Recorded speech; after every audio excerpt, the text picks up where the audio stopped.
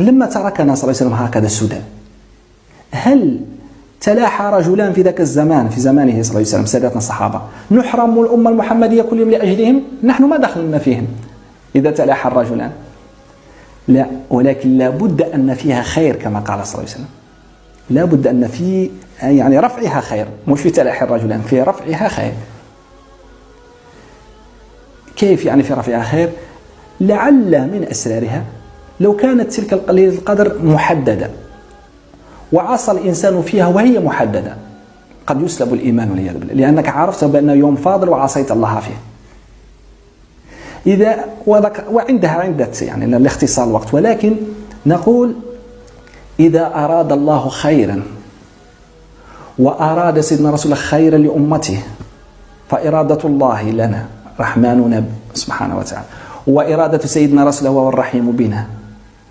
هل سترفع هذه الليلة معنا ما يعودش عندها السر؟ لا، ولكن يبقى من حيث لا نشعر نحن، ليلا نتكل نحن. فلو أن أحدنا أدرك ليلة القدر وصلى فيها قد يقول أنا خلاص أدركت ليلة القدر وغفر الله لي فالعام كامل أفعل فيه ما أفعل.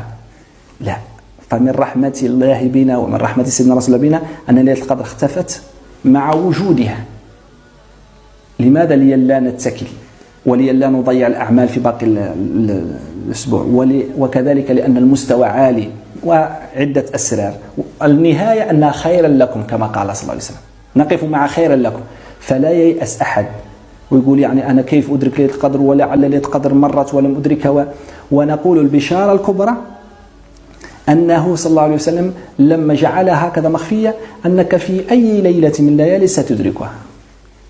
كانت ليلة 21 والله كلنا يصلي الحمد لله الصلاة المكتوبة، ومن صلى صلاة مكتوبة كتبت له صلاة 1000 شهر، ولا لا؟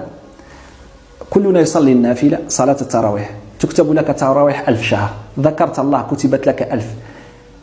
وزيادة على هذا مما يغفل عنه كثير من الناس، كأنه صلى الله عليه وسلم يريد أن يقول ليلة القدر هذه هي نفحة وليست أعمال. مش توح ما يتكلم يقول عمل، كلنا يقول لو أدركت ليلة القدر سأعمل فيها.